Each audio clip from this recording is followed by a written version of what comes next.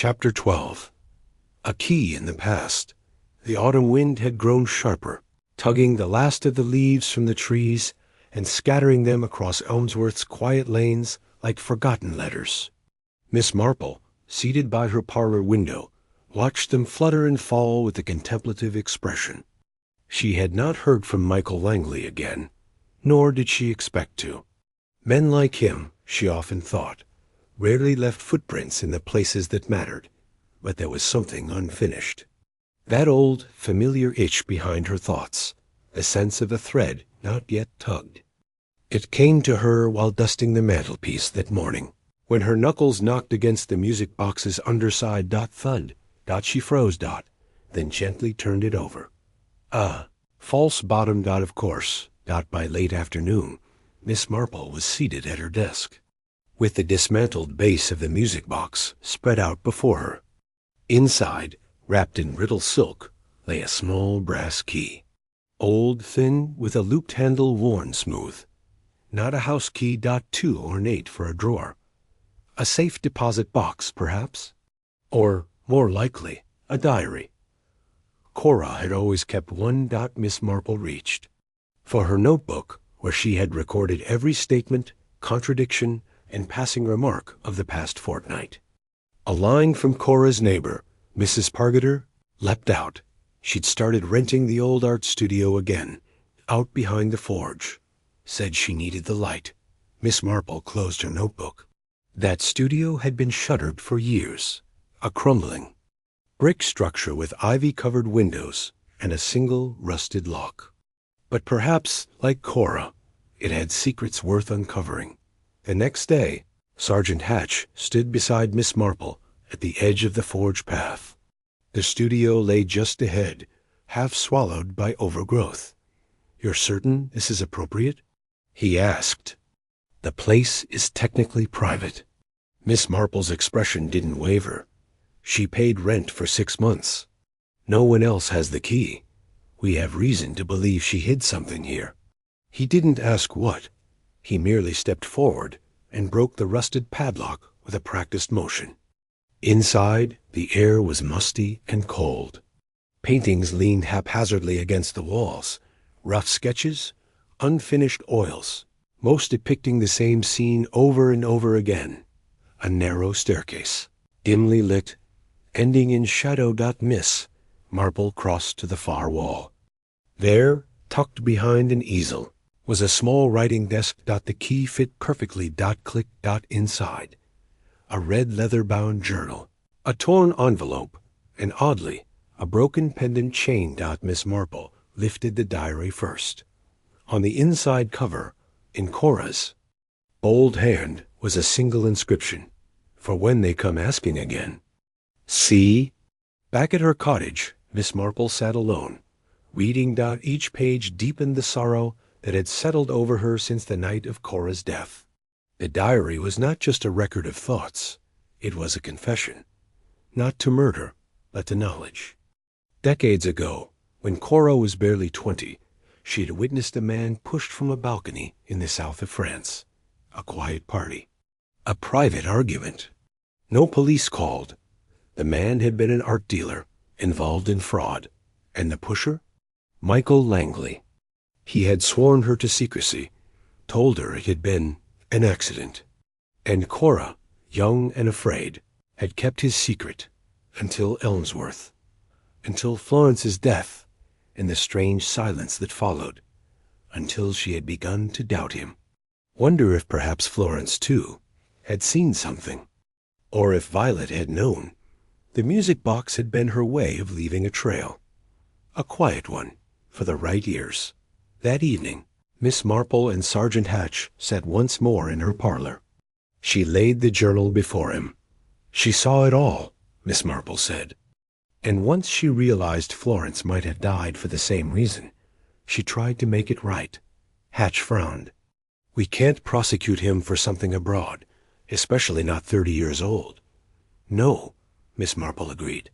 "But we can watch him and make sure he doesn't hurt anyone else." Hatch nodded slowly, flipping through the pages. "And the pendant?" he asked. Miss Marple picked it up. The chain was thin and delicate, broken at the clasp, but inside the locket was a miniature painting of Florence Holloway.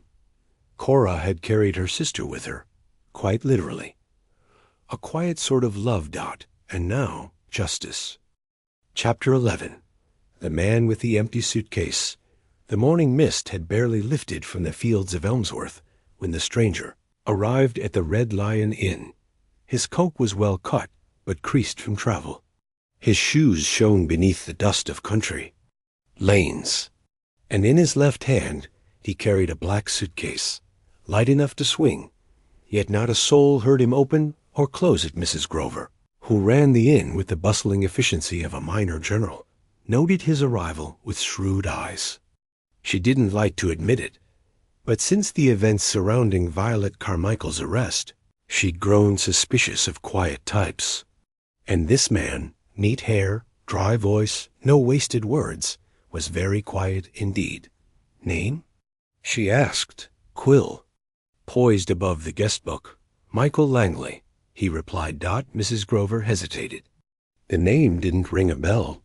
Business? Private, he said, with a vague smile. She didn't press. Instead, she watched as he carried his single suitcase up to the second-floor room, whistling a tune she almost recognized, something soft, wistful, maybe French. The music box tuned. She shivered. By midday, the stranger had already strolled down to Ivy Holloway's cottage. He knocked twice. Ivy opened the door, and the color drained from her face. Michael? Hello, Ivy, he said. It's been a while. She hesitated, glancing up the road as if expecting Miss Marple to materialize like a guardian angel. I didn't know. You are back in England. I'm not. Just here. Tying up threads. Threads? He smiled. Cora and I wrote letters, after I left for France. Every few months. Until he stopped himself. Well, until she stopped replying. Ivy looked at him hard. She died. I read that. In the Times. But the article mentioned no family. No friends. Just a vague, unattended death. Is that why you're here? He didn't answer. Instead, he gestured to her small kitchen. May I come in? Inside, Ivy made tea, though her hands trembled as she poured. I haven't seen you since 1972, she said. You were working with that restoration firm in Lyon. Still do, he replied, although now I run it. He took a sip of tea.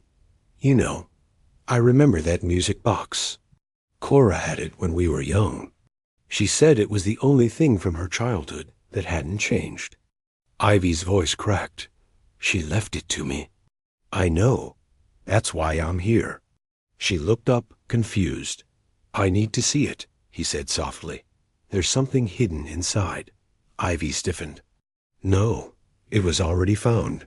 The letter. It's in the hands of the police now. Michael Langley blinked. What letter? Back at Church Lane, Miss Marple was pruning her dahlias when Ivy arrived, out of breath. He's back, Ivy said. Michael Langley, Cora's old friend. He says there's something else in the music box. Miss Marple's hands paused mid-snip. Indeed. He says it belonged to him, that she promised to return it. But he didn't mention the letter. Miss Marple frowned. And his suitcase empty? How do you know? She wrote about him once. In her gardening diary, of all places. Michael still chases shadows. Brought a suitcase to Paris and left it lighter than air. Ivy blinked. So you think?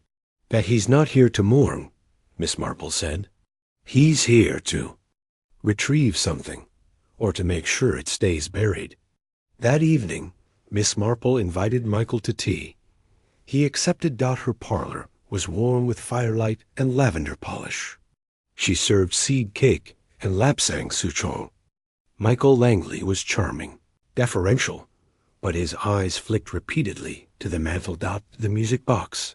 You've kept it well, he said. I treasure it, Miss Marple replied. Cora had a gift for hiding things in plain sight. Michael laughed softly. She once hid a diamond earring in a rhubarb crumble, just to annoy her aunt. I doubt this was annoyance, Miss Marple said lightly. She meant for someone to find what she left. Michael sipped his tea. And someone did. Miss Marple's smile never faltered. The letter was only the beginning, you know. He froze. I beg your pardon? There was more, she said. A key, perhaps, or a second note. I imagine it's still hidden. Something she wanted kept away from certain eyes. Michael's voice dropped. May I see it? The music. Box? Of course not, Miss Marple said pleasantly. You see, Mr. Langley, I think you already know exactly what's in it. I just haven't yet decided whether you want it back for sentiment, or to destroy it. He stared at her. You're bluffing. She stood slowly.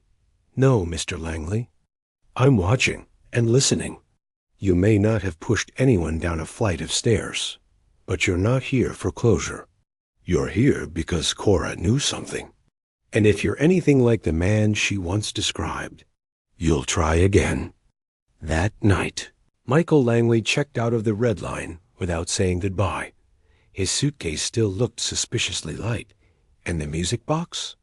Miss Marple placed it back on the mantel, this time with something new inside, a note of her own, tucked beneath the velvet lining dot just in case, because even when one mystery ends, another begins. Chapter 10. A quiet sort of justice rain returned the next day, soft and steady, soaking into Elmsworth's autumn leaves and turning footpaths to ribboned mud. The village, so recently abuzz with speculation, now seemed subdued, as though the houses themselves had lowered their voices. In the parlor of St. Mary's Vicarage, the Reverend Peter Clitheroe stirred a teacup with unusual vigor. Unbelievable, he muttered. Absolutely extraordinary. Violet Carmichael. Murder. I baptized her godson. She funded the new hymnals last spring. Miss Marple, sitting nearby in her usual lavender shawl, sipped her tea with a mild expression.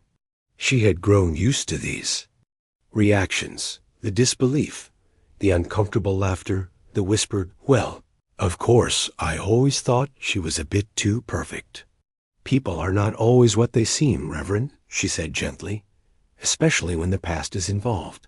Clitheroe looked at her over the rim of his cup. But forgive me, Miss Marple, if this was about the past, why wait so long? 30 years? More? Because some guilt grows slowly, she replied. Like ivy, it begins as a small vine. But left alone, it climbs everything, until you can't see the house for the leaves. The Reverend blinked. You think Violet regretted what she did? Miss Marple considered. No, but I think she feared being seen for who she truly was. Pride, you see, is often stronger than guilt.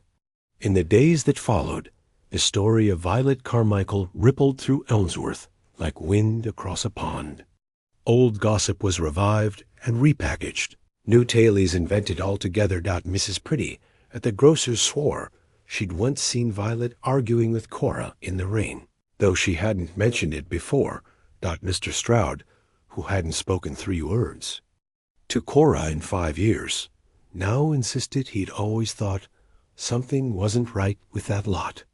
Only a few people knew the whole of it, and fewer still understood it. One of them was Sergeant Hatch.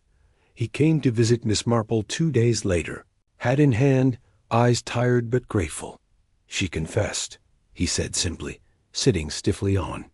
Her flowered settee said it all, even about Florence. Called it cleaning the slate. He paused. Funny sort of woman, that one. Cold, but not empty. Miss Marple nodded. She was clever, Hatch added. Never left a fingerprint. The teacup she used, washed and dried it herself. No poison, no overt struggle. Just a fall. Could have been natural if we hadn't looked closer. Miss Marple gave him a look. You did look closer. He gave a half smile. You made sure of that. They sat in silence a moment. the fire crackling softly. Then Hatch shifted uncomfortably. "The chief superintendent's written to London. Says your assistance was critical."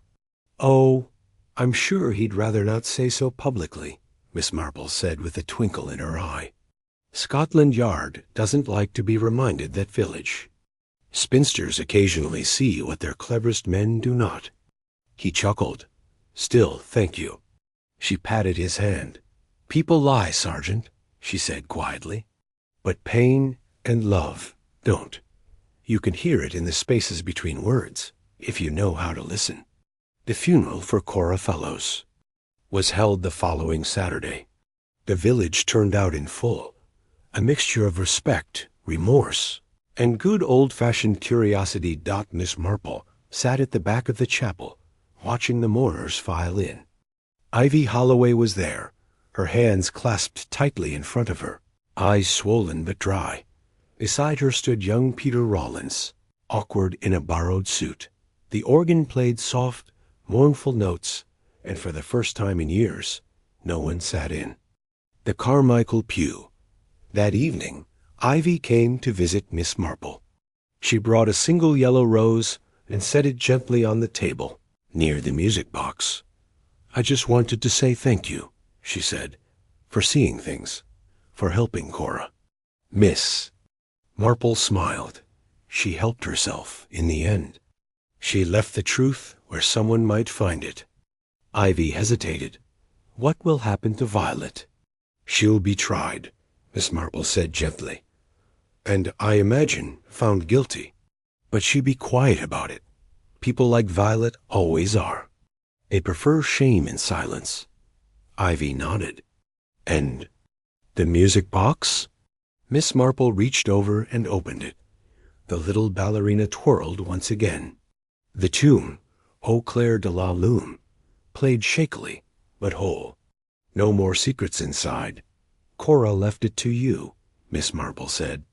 "She told me so weeks before she died. Said Ivy has the right kind of ears." Ivy's eyes filled with tears. "She was the only one who ever really heard me. She whispered." Miss Marple reached for her hand. "Now you can hear her too." The two women sat in silence as the music played, not haunting this time, but gentle. A song for the living and for the dead. Chapter 9. The lady in Lavender Olmsworth's village green basked in a rare spell of late autumn sun. Children in woolly jumpers chased a red ball, their shrieks of joy rising like birdsong over the trimmed hedgerows. But not far from there, laughter inside the Carmichael residence on Willow Lane. Silence pressed against the walls like fog. Miss Marple arrived precisely at 4 o'clock. She had, of course, telephoned ahead. Violet Carmichael's voice had been as poised as always, the calm, gentle tones of a woman who had spent her life cultivating dignity like roses in a walled garden. Now, in the dim parlor, Miss Marple waited while Violet's housekeeper fetched the tea tray. The room was exquisite. Floral wallpaper, polished mahogany, lace antimacassars, and a faint scent of lavender and rose that clung to the air like memory. Violet entered briskly, wearing soft gray wool and a string of pearls. She looked, to the untrained eye, utterly composed, but Miss Marple noticed the way her eyes flickered to the music box on the table between them. "I found it in Ivy Holloway's house," Miss Marple said quietly. Violet smiled, too quickly. "So you've taken up musical collecting, Miss Marple? How charming. It's not mine. It belonged to Cora Fellows. Though I imagine you knew that." Violet paused, hands folded. "What are you implying?" "I'm not implying, Miss Carmichael. I'm observing. And I've had a great deal of experience observing people who hide behind manners." The housekeeper brought tea. Violet poured with the effortless grace of a woman who'd served proper tea since before the war. China cups, lemon slices, and shortbread on a doily-lined plate. Cora was an unstable woman, Violet said, her tone measured. She lived in a fantasy world. Always did. She left a letter Miss Marple said softly. It was hidden. In the music box. She said she saw what happened in Florence. Violet's hands paused mid-air. Saw what? The moment the widow Carmichael fell. Or rather, was pushed. She named the person who did it. Violet set her cup down with great care. Her voice dropped a pitch. You're accusing me. I am not, said Miss Marple. But I think you already know who she meant. Violet laughed too loudly. This is absurd. The woman was delusional. Miss Marple regarded her gently. That's not true, is it? You were there that day. You arrived after the quarrel. But you knew what Florence had done. And later, when? She died, penniless, disgraced. You said you had no sister. A long silence followed. Violet's face, pale beneath her powder, stiffened. She ruined everything, she said finally. Our family, our name. My father was broken-hearted. Florence brought shame on us all. And Cora, that meddling, romantic fool, kept that locket as if it were some sort of holy relic. You visited Cora the day she died, Miss Marple said. Not Ivy, not the boy, you. And when she tried to speak of the past, you silenced her. Violet rose to her feet. I think you should leave, Miss Marple. I will. But you should know. I've given the letter to Sergeant Hatch. Violet froze. Her breath caught, and in that moment the mask slipped. You have no idea what it was like, she said, her voice shaking. Florence was weak. She needed me. And I cleaned up everything. Everything. And then Cora, she couldn't keep quiet. She would have ruined me. She didn't want to ruin you, Miss Marple said softly. She loved you. She tried to protect you. But secrets, Miss Carmichael, are like music boxes. You can wind them up and close the lid, but eventually they always play their tune. That night, the police arrived quietly at Violet Carmichael's house. Sergeant Hatch, grim-faced, took her into custody for the murder of Cora Fellows. No struggle. No protest. She simply straightened her collar, reached for her handbag, and walked out into the evening mist. The following morning. Elmsworth was a different village. At the bakery. The queue was unusually quiet. At the post office. Envelopes were handed over without chatter. In the vicarage. A special sermon was being prepared on pride, silence, and redemption. And at the window of a small cottage on Church Lane, Miss Marple sipped her tea and stared out over the still wet lawn. The music box sat on the mantelpiece. She had not wound it again. Some songs, she thought, had been played enough. Chapter 8. The widow on the balcony rain fell steadily that evening, tracing winding rivulets down the panes of Miss Marple's parlor window. The low fire crackled in the hearth. Miss Marple, wrapped in a soft gray shawl, sat very still, fingers laced before her. She had not told Ivy everything. The girl was frightened enough. And besides, Miss Marple had learned over many years that truth, like medicine, must be administered in doses suited to the patient. But she had told Sergeant Hatch, and Hatch, to his credit, had not left.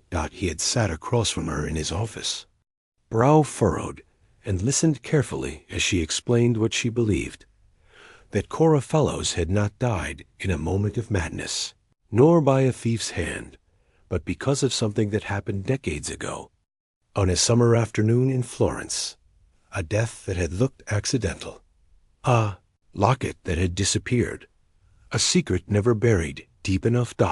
And now, a second murder. It's all theory, Hatch had said gruffly. Old ladies' Italian scandals, missing jewelry. None of it proves anything. But what if someone in Elmsworth was also in Florence? Miss Marple had asked. What if they feared what Cora remembered, or what she might tell? He didn't reply, but his eyes had sharpened. Now, back at home, Miss Marple reached once again for her notebook. the same small blue one she had used when puzzling out the business of the arsenic in St. Mary Mead. Years ago, she turned to a clean page and wrote 3 names in her neat, looped hand. Cora Fellows, the victim Florence Carmichael, the accused Violet Carmichael, the supposed friend then. She wrote, Widow's death in Florence, 1931. Balcony fall locket equals key to scandal Cora gives took locket to protect Florence? Or herself? And underneath that, in faint pencil, who else was there? The next morning, Miss Marple made her way to Elmsworth's modest little library, housed in the former rectory. It had been cold and musty since the vicar moved to the new house, but the records remained intact. In the dusty local interest section, she found what she was hoping for. An article from the Elmsworth Chronicle, 1931. Local girl travels abroad. Miss Violet Carmichael, daughter of the late Rev. Edward Carmichael, is reported to be accompanying our companion, Lady Margaret Lazenby, on an extended journey through Europe this summer. And there it was.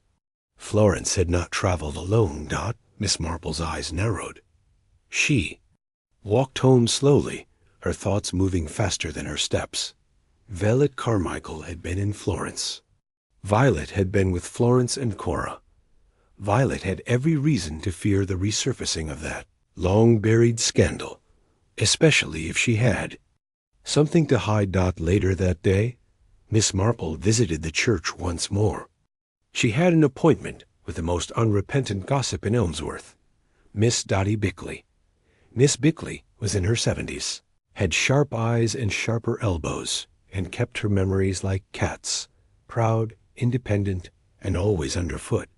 Oh, Florence Carmichael, Dottie said when asked. A family disgrace. Her sister Violet never spoke of her again. Went a bit cold after that business in Italy. You remember Florence? Miss Marple asked, barely. Just that she had red hair and wore too much perfume. The sort of girl who flirted with married men and then cried when it went wrong. Did she return to Elmsworth? No, never. Died in Paris, I think. Or maybe Geneva. Cancer, I heard. But Violet wouldn't claim the body. Said she'd no sister. Dottie took a sip of tea and smacked her lips. Still, it was Cora. Shocked me. Reclusive, yes, but kind and clever. If she was afraid, she had good reason. Why do you say that? Because she stopped speaking to Violet altogether. They used to play cards once a week, but 6 months ago? Stopped. Dead. And when I asked her why, she just said, the past has a habit of singing when you wind it up. Miss Marple's brows lifted slightly. Singing? Dottie nodded. I thought she meant Violet drank. But now, maybe she meant something else. That night, Miss Marple sat once more by her fire. In her lap, she held the music box, still slightly scuffed from its fall. She wound it gently. The melody tinkled off-key, as though warped by time and memory. But beneath the childish notes, there was something else. A click, barely audible. A mechanical shift. Miss Marple reached for her magnifying glass and examined the box's underside. A second compartment. Carefully, she pried it open. Inside was a folded piece of paper, thin, creased, and yellowed at the edges. She unfolded it slowly. It was a letter, written in shaky hand. To whomever finds this, it wasn't an accident. The widow found the affair between Violet and the Italian tutor threatened to expose her. Florence argued with her. Violet arrived late, just as the shouting began. The widow turned, stumbled, but didn't fall. She was pushed. I saw it. And I took the locket, not to protect Florence, but to protect Violet. Because I loved her. Once, God help me. See. Miss Marple sat back, eyes wet with quiet fury. There it was. The motive, the confession, and the real danger. Violet Carmichael had killed once, and now she had killed again, because Cora had finally stopped protecting her. Chapter 7. The Girl with the Copper Hair. The next day, Elmsworth held its breath between showers. There was a thin, pearled mist over the village green, softening the trees and hedgerows into pale watercolor. Miss Marple, wrapped in a rose-colored shawl, stood by the church gate, watching the morning unfold with a gaze as patient as moss. Her eyes followed a young woman crossing the lane from the post office. Copper-colored hair, a blue satchel slung over one shoulder, pale face, freckles faint across her nose. She looked unsure of herself, hesitant, as if each step she took in the village felt like a trespass. Miss Marple didn't need to guess. She knew who this was. The girl reached the gate and nearly jumped when she saw her. "Oh, I didn't see you there." "You must be Miss Ivy Carmichael," said Miss Marple, gently. The girl's cheeks flushed. How did you—" "Cora spoke of you," said Miss Marple smoothly. "She was very fond of your mother, and curious about you." Ivy blinked. "She mentioned my mother several times, dear. Why don't you come for a cup of tea? I've just baked some shortbread." Ivy hesitated, then gave a small nod. Inside the cozy warmth of the cottage, Miss Marple poured the tea and offered her guest a plate. Ivy took a biscuit and crumbled it nervously between her fingers before finally eating it in small, guilty bites. Miss Marple let her speak first. "I didn't come for the money," Ivy said suddenly. "I didn't even know she'd left me anything." "Then why did you come?" Miss Marple asked softly. Ivy's hands twisted together. "Because she wrote to me. Just once. It was very strange." "When was this?" "About 3 weeks. Before she died. A handwritten letter. She said she knew the truth about my mother. That something terrible had happened. That I deserved to know it. She told me to come to Elmsworth, and that I'd find answers in her music box." Miss Marple's gaze sharpened. "She told you that?" "Yes, but by the time I arrived, she was already dead. And when I asked to see the music box, the constable said it had gone missing.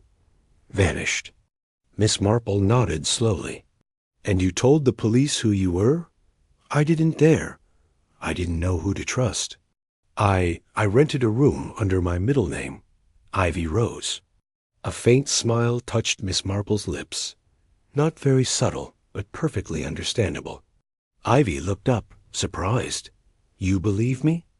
"I do, dear," said Miss Marple. "I believe you very much." There was a long pause. The clock ticked. Somewhere in the garden, a robin scratched beneath a hedge. "May I ask you something?" Miss Marple said at last. "Yes, anything." "What? Did your mother tell you about Florence?" Ivy's face darkened. "Almost nothing. Only that she had been a companion to a widow who died mysteriously, that she was blamed, and that another woman, her dearest friend, took something she shouldn't have." "A locket." Miss Marple leaned forward. "And did your mother ever say why the locket mattered?" "She said it was cursed," Ivy said, so softly it was nearly a whisper. "That it had brought death with it, and would do so again if it wasn't." Returned to the right hands. Miss Marple's hands were perfectly still. "Did your mother believe in curses?" "No, but she believed in guilt." That evening, after Ivy had gone, Miss Marple visited the constable's office. Sergeant Hatch looked up from his paperwork and frowned. "You again," he said, not unkindly. "Don't tell me you found more music boxes." "Not at all," said Miss Marple sweetly. "But I do have some questions about the evidence collected at Miss Fellowes' home." He sighed, leaning back. "It's a long list. Most of it's still locked up at headquarters." "Were there any photographs among her things?" "Photographs? Old ones of Florence, of Violet Carmichael, or a locket?" Hatch rubbed his jaw. "We found a small velvet pouch, empty, could have held jewelry, but no locket. And no photographs, except—" He opened a drawer, and pulled out a sealed envelope. There was this. We haven't opened it yet. Seemed personal. Miss Marple took it carefully. The handwriting was unmistakable. Sharp, elegant, with an odd slant. To the left dot to Ivy Carmichael, it read, "I think," said Miss Marple, "we should let her see it." An hour later, Ivy sat in Miss Marple's parlor, hands trembling as she opened the envelope. Inside was a single sheet, and a small pressed flower, a violet, dry but intact. The letter read, "My dearest Ivy, if you are reading this, then you've come as I hoped. I'm sorry for the secrets, for the silence. Your mother was a better woman than I, braver, and more forgiving than I ever deserved. What happened in Florence was no accident. I kept the locket to protect her name. But I think, now, it has become a noose for us both. You are the only innocent in this, and I pray you never look too closely at what that locket truly meant. Some things belong in the dark. Forgive me. There is love in this. I promise you that." Cora A. Silence fell in the room like ash. Ivy wiped her eyes. She was afraid. "Yes," said Miss Marple. But not only of the locket. She was afraid of someone who had come back for it. Ivy looked up sharply. "Do you think that's... Who killed her?" "I do," said Miss Marple. She rose and walked to her bureau, opening the top drawer. Inside, neatly tucked between the pages of an old travel book, was a folded page. "The music box," she said, "was not entirely silent when I found it." She unfolded the paper. A line of transcribed sound played backward and forward until the message became clear. "Florence, Violet. The widow didn't fall. She was pushed. And I know who did it." Ivy's face drained of color. Miss Marple folded the paper again. Cora was recording her confession, or perhaps her accusation. Chapter 6. A strange sort of inheritance. A storm rolled in overnight. Not thunder and lightning, but the quieter, more persistent English sort. Rain drifted in misty sheets over Elmsworth, darkening stone paths and soaking hedgerows. The village seemed suspended, hushed, as if waiting for something unspoken to surface. Miss Marple, unaffected by the weather, sat in her drawing room writing letters. Two to old friends, one in Bath and one in Florence, and one discreet inquiry. To her nephew Raymond West, who happened to know a certain Italian antiquities expert. Her teapot had long gone cold. By late morning, she was visited by a most unexpected caller. "Mr. Devlin," she said evenly as she opened the door. "Or is it Mr. at all?" He smiled in that infuriatingly warm way of his, but she saw the calculation behind the eyes. "May I come in, Miss Marple?" "Of course. But I warn you, I serve only weak tea and sharp questions." He chuckled as he stepped inside, rain dotting his coat. "That seems fair." She gestured to the armchair. "So, Mr. Devlin, are you here as a solicitor or something else entirely?" He paused, unfastening his gloves slowly.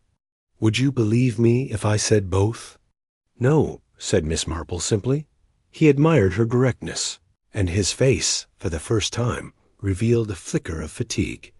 "My name is Benedict Devlin. I do have legal training, yes.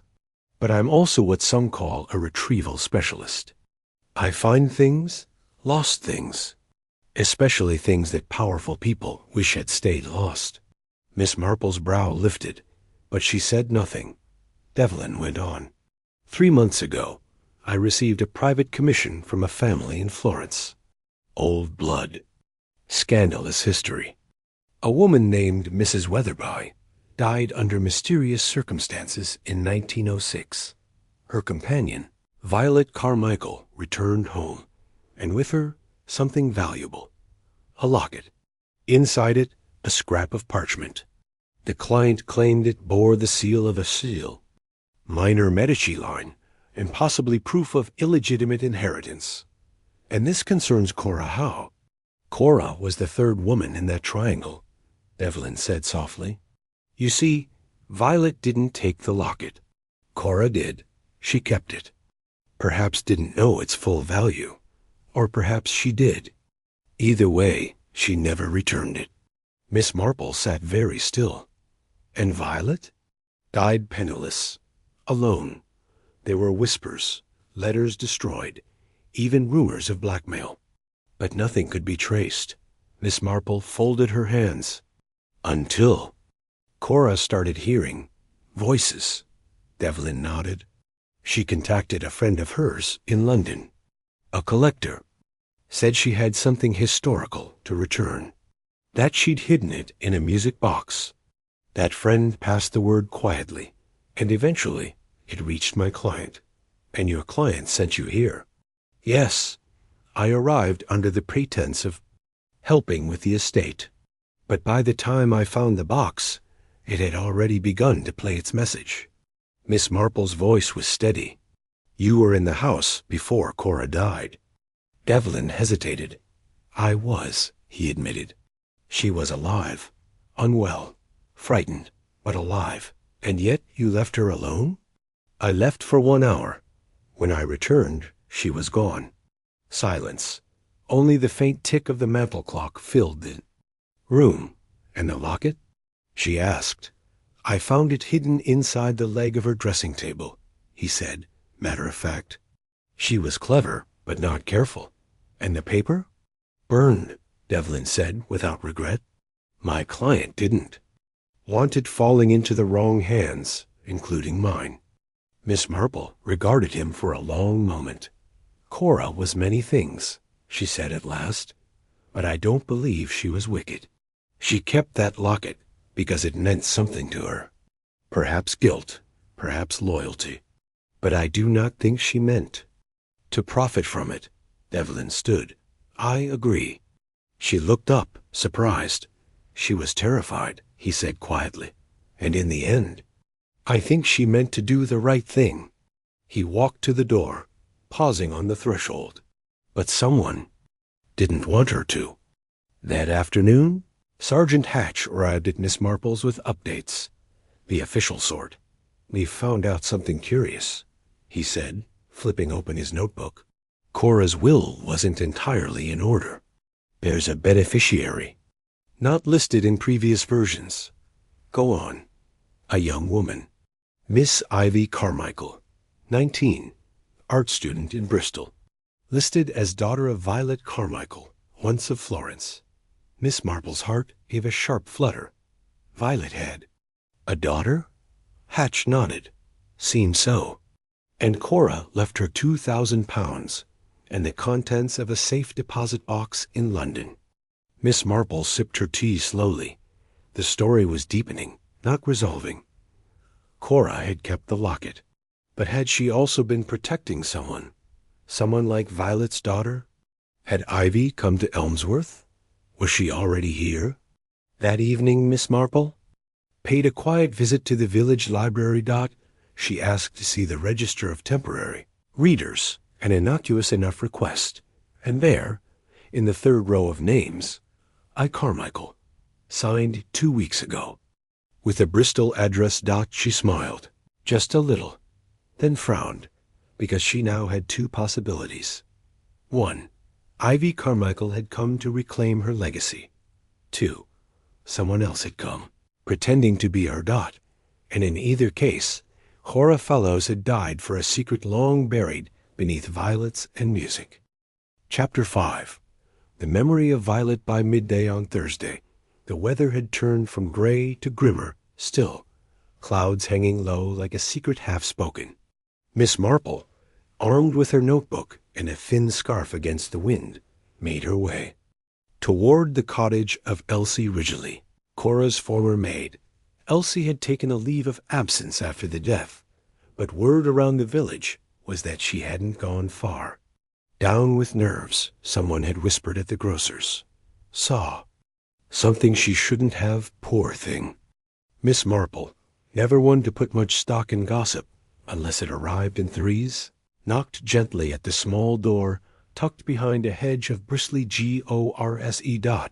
It opened after a pause. Elsie stood pale. her red eyes revealing long hours of weeping. She was young, no more than 22, and wore her cardigan fastened crookily, as though she'd forgotten how buttons worked. "Oh, Miss Marple," she said, surprised. "I wasn't expecting visitors." "I'm not here to impose, dear," Miss Marple said kindly, "only to talk." "May I come in for a moment?" Elsie hesitated, then nodded. Inside, the little cottage was neat but lifeless. A kettle hissed on the hob, but no cups had been laid out. "I'm so sorry for your loss," Miss Marple said gently, settling into the armchair. Miss Fellows was a complicated woman, but a kind one in her own way. Elsie gave a faint smile. She could be sharp, but she never raised a hand to me. Not once. There was silence for a time. Then Miss Marple folded her hands in her lap. "Tell me something, Elsie. Did Miss Fellows ever mention a woman named Violet?" Elsie blinked. She did. "Once or twice, long ago." "Why? What do you recall?" Elsie frowned, trying to remember. She'd been drinking one night, not drunk, just tipsy, and said something strange. About Violet's letter, and how she should never have kept it. That it was too late to send it back.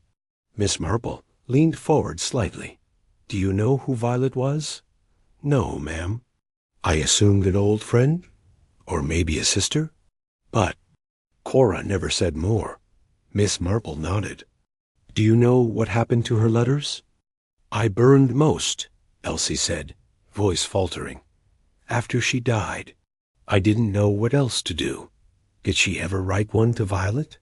"No, but there was a postcard once, pressed inside her Bible.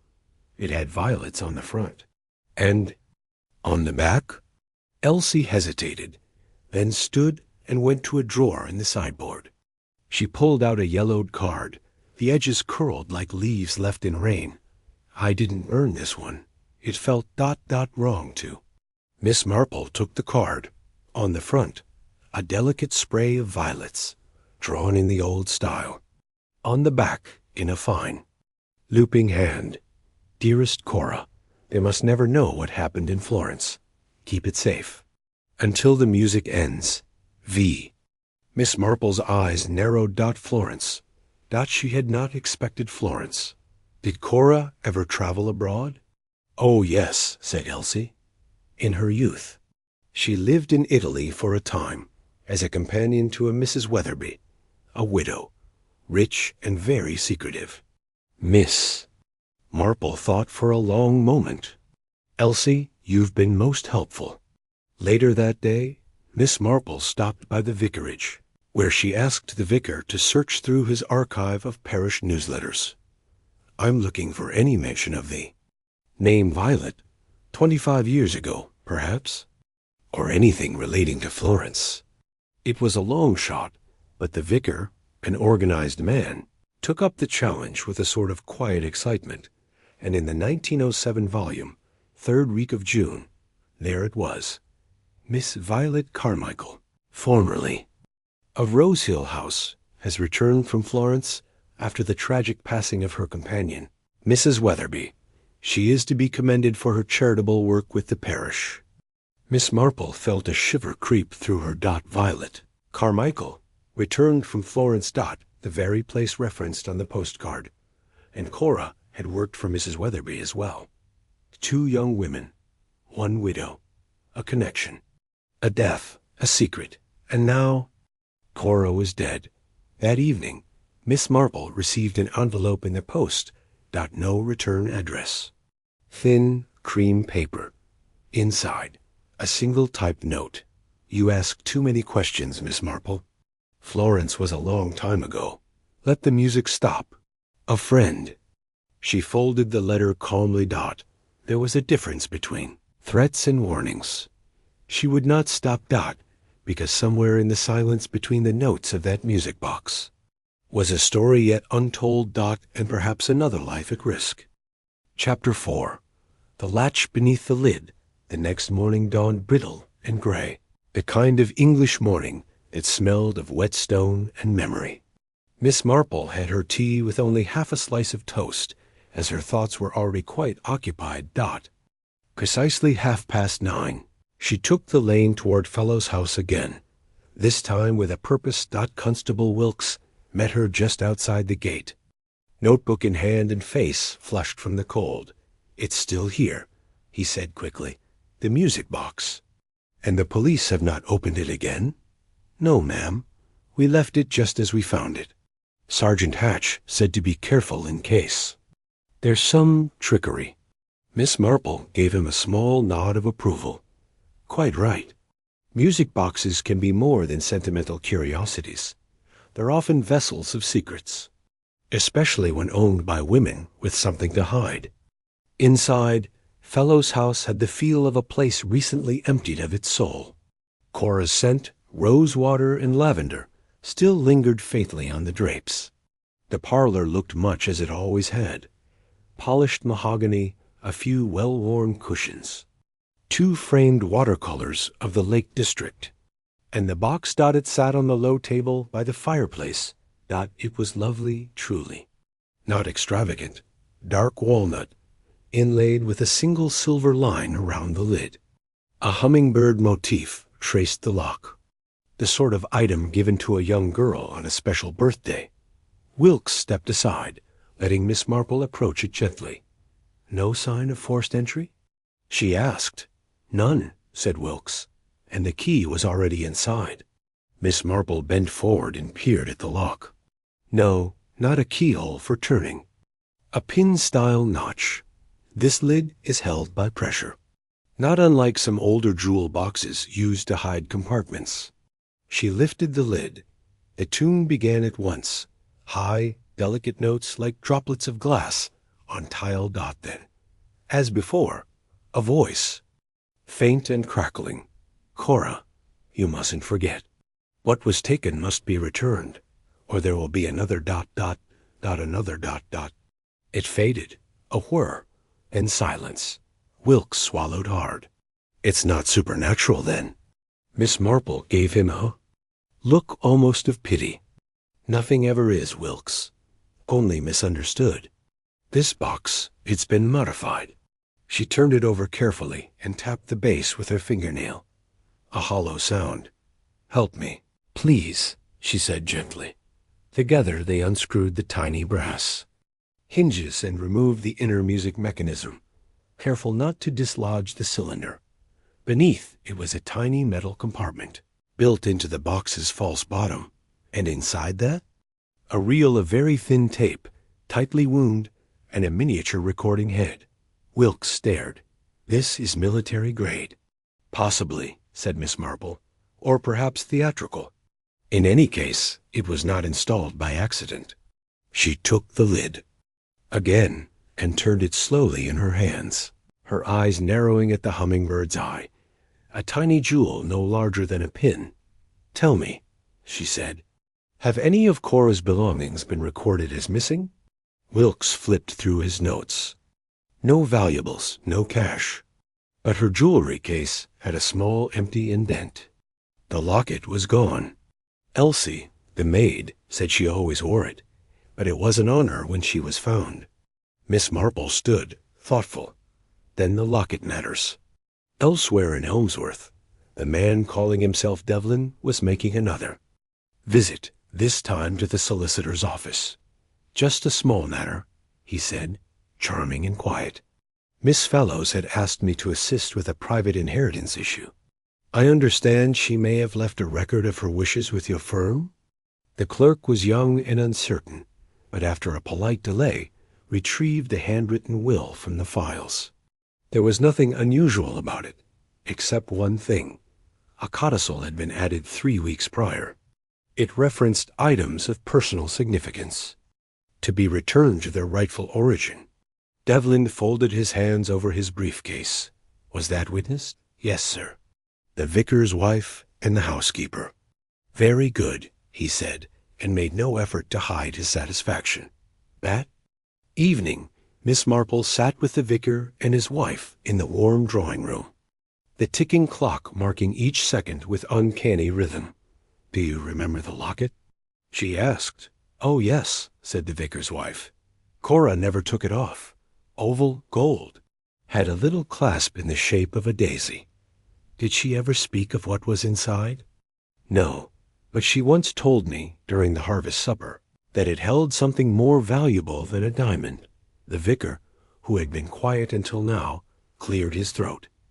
Odd phrase, that. Indeed, said Miss Marple softly. She was remembering something else now.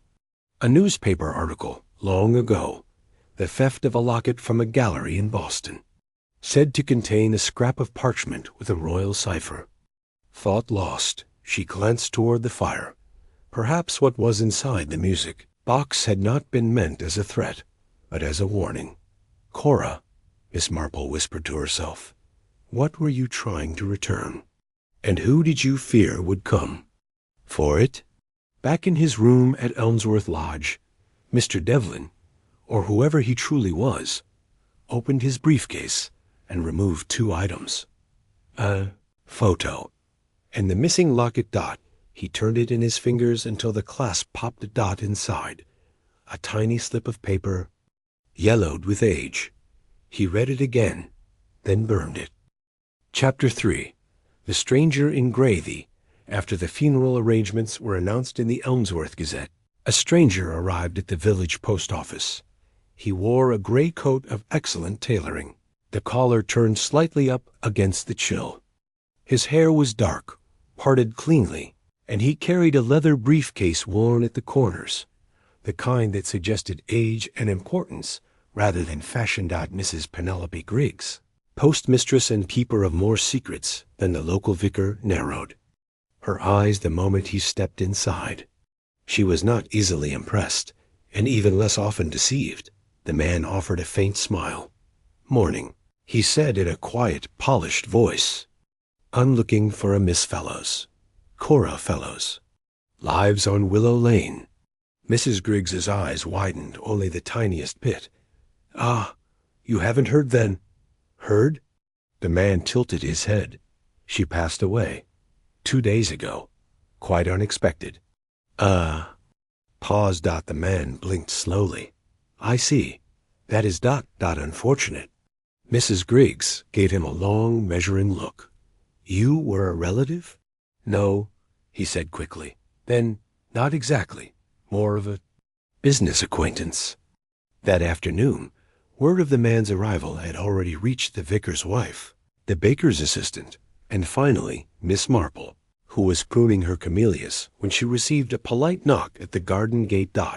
It was young Constable Wilkes, looking both excited and uncertain, a combination he wore often. Miss Marple, he said, removing his cap. Would you have a moment? But of course, she said, laying her shears aside. We've had a visitor ask about Miss Fellows. A Mr. Devlin. He claims he was helping her resolve. Family matter. What kind of family matter? Miss Marple asked mildly, brushing a fallen petal from her sleeve. Didn't say. Only that he was due to meet her again this week. Now he wants to speak with whoever's managing her affairs. Miss Marple frowned slightly. Did he give an address? Yes. Elmsworth Lodge. He's staying there for a few days. A quiet place. Rather out of the way for a business acquaintance, wouldn't you say? Wilkes hesitated. You think he might be connected? Miss Marple smiled, that subtle, impenetrable smile she wore when she had seen one piece of a much larger picture. Think, she said softly, that grief is often accompanied by opportunity. And some people are always watching for such moments. That evening, the sky was the color of slate, and the air smelled of moss and old rain. Miss Marple wrapped herself in her wool shawl and sat by the fire, a notebook in her lap and a steaming cup of tea at her elbow. She had begun jotting details, not full thoughts yet, only impressions. Cora's brother, never spoken of. Music box, opens on its own? Mechanism? Timed? Triggered? Mr. Riley vanished. Mr. Devlin claims to be a business acquaintance, arriving too late. Teacups, too seen by Mrs. Ridgely. Cora's locket, frequently touched. Hidden meaning? She paused, tapping the end of her pencil against her chin. The music box. It was central, not because it played music, but because it had done so uninvited. And then there was the voice. Cora. Elsie swore she heard it. But what if, Miss Marple mused, it hadn't been supernatural at all? What if it was mechanical? She had once known a major from India who collected rare gramophones. Some of them had recording cylinders tucked inside. Voice messages from long ago. Could the music box have been altered? The next morning, she rose early and made her way to Fellow's house, now dark and sealed behind police cordon. But Constable Wilkes was there again, eager as ever. "I was hoping you'd come," he said. "They're moving Cora's personal effects tomorrow. Is there anything you think we ought to look for specifically?" Miss Marple nodded. "Yes. If the music box is still intact, have someone checked the interior. Not just the spring underneath. I suspect there may be more inside than music." Wilkes blinked. "Like what?" "Like a voice," she said simply. "A recorded one." Meanwhile, Mr. Devlin, the man in gray, was seated at the lounge of Elmsworth Lodge, scribbling a Vav. Letter on fine paper, his posture perfect. He paused, stared out the window. Then, very quietly, he reached into his coat pocket and withdrew something. Key small, ornate old. He placed it on the table and turned it slowly between his fingers, and smiled. Chapter 2. Rumor in the churchyard. By the time the bells rang out for matins on Thursday morning, the news had made its way through every hedge, garden gate, and shop front in Elmsworth. Dead, you say? Just like that? Sat in her chair, as if she'd dozed off. Only she never woke up. They say the music box was playing when the maid found her. I told you it was haunted. Or cursed. And there was a man, too. Some foreigner knocking about. The graveyard behind St. Bede's Church hummed with subdued excitement. The Reverend Draycott's sermon had been brief, tasteful even. But once parishioners filed out into the sunlit grass and quiet gravestones, decorum quickly gave way to murmurs and raised eyebrows. Miss Marple stood a little apart, her gloved hands folded lightly before her, eyes resting on the weathered angels perched atop the headstones. She wore a hat with a faded blue ribbon and a thoughtful expression. She had not known Miss Cora Fellows especially well.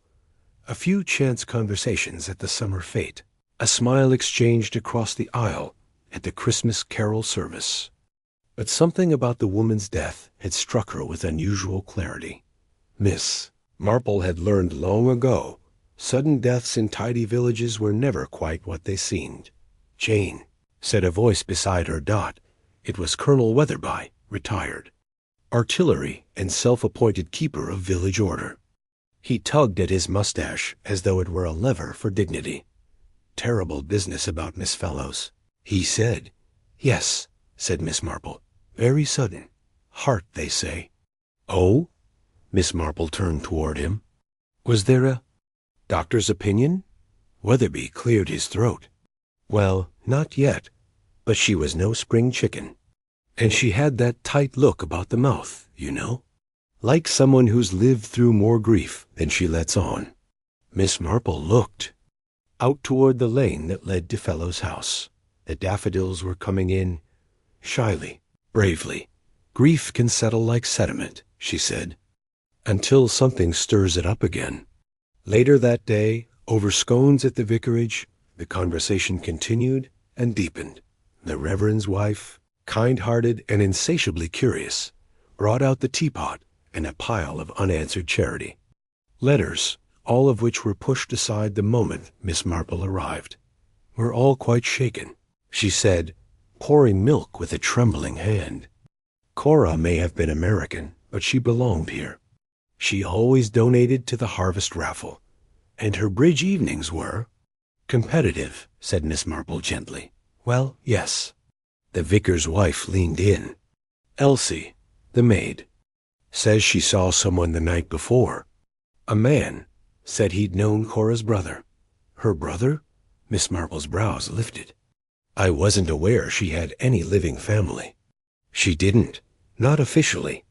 That silence again. A kind of hush around a name unspoken. Finally. You know, there were whispers about Cora when she first arrived. That she'd come into money unexpectedly. Some said it was a marriage settlement. Others said inheritance. But no one knew from whom. Miss Marple sipped her tea slowly. And now someone claims to know about her brother. Yes, a brother she never mentioned. Exactly. As dusk settled over Elmsworth, the constable arrived at Fellows House. Constable Wilkes was young, painfully young, and tried very hard to appear older by polishing his buttons more than necessary. He spoke to Elsie in a low voice, careful not to startle her. I swear I saw him, Elsie said, eyes wide. A thin man, dark hair, pale face. Said his name was Mr. Riley. Had a soft voice, like a radio turned down low. Wilkes. Scribbled notes. He said he had something for Miss Fellows. Something her brother left behind. But then he was gone. Just like that. Wilkes looked down at his notepad. Did he leave anything? Elsie hesitated. Not that I saw, but... Her voice dropped. After he left, she opened the drawer in the sideboard. I was dusting in the hall, and I heard it open. That's where the music box lives. She took it out? I suppose so. But it wasn't her what opened it. What do you mean? Elsie shivered. I heard the latch go. I swear she hadn't touched it yet. It opened on its own, like it was waiting. Wilkes stared at her, then glanced toward the silent parlor. The music box, now stored in evidence, had been carefully packed and removed that morning. But no one had dared open it since. Meanwhile, Miss Marple sat in her parlor, knitting needles in quiet motion. Her mind was elsewhere. She thought of the man with the low voice, the brother who wasn't spoken of, the music box that played without touch. And something, a memory from long ago, perhaps stirred in her thoughts, not quite formed. Not yet, but something had begun, something more than grief, something more than a broken heart. A melody in the drawing room Elmsworth had never been particularly musical. It was a neat little village, proud of its hedgerows, its tidy lanes, and its quarterly church bazaar. But music, aside from the occasional hymn sung slightly off-key, was not one of its strong suits, which made the music box all the more peculiar. The box belonged to Miss Cora Fellows, an American widow of 63, who had come to Elmsworth 5 years earlier with the intention of finding peace. Instead, she found gossip, mildew, and an ever-circling social set that viewed her money with equal parts envy and suspicion. Still, Cora endured. She had her gin at 6, her gardener on Tuesdays, and her Thursday bridge club, which she never missed. And in her drawing room, beside a faded photograph of a man no one had ever asked about, sat a beautiful, delicate cylindrical music box. Made of inlaid rosewood. When opened, it played a haunting waltz, something almost familiar, but never quite placeable. The tune would drift out like fog across the floorboards, fragile and strange. And one Tuesday morning in late March, it began to play on its own. Miss Marple heard about the incident. Naturally, over tea. She was seated in Mrs. Temple's sunroom, delicately spooning blackberry jam onto a scone, when the subject turned, as it often did, to Miss Fellows. I was there, said Lydia Temple, eyes round as saucers. Bridge night. I'd just dealt a hand, rather a good one too, when suddenly the thing sprang open and began to play. Without anyone touching it? Asked Miss Marple, arching a white brow. Exactly that, Lydia breathed. Cora was standing 3 feet away. No one was near it. It simply opened and started. I swear, I've never heard such an eerie thing in all my life. Mrs. Ridgely, a stout woman with opinions carved in stone, leaned in conspiratorially. Some say it's haunted. Others say she's going senile. I say it's that man who's been hanging about. What man? Asked Miss Marple softly. Mrs. Ridgely sniffed. Tall fellow, dark hair, rather elegant coat, foreign-looking. Seen walking toward the house just last week, late at night. Could have been anyone, Lydia muttered. Well, he didn't look like anyone I know, said Mrs. Ridgely. And when I passed by that very afternoon, I could have sworn I saw 2 teacups in her parlor. Miss Marple stirred her tea. Did she say anything? Not a word, said Lydia, but she was distracted all evening. Kept touching her locket. Left before the second round.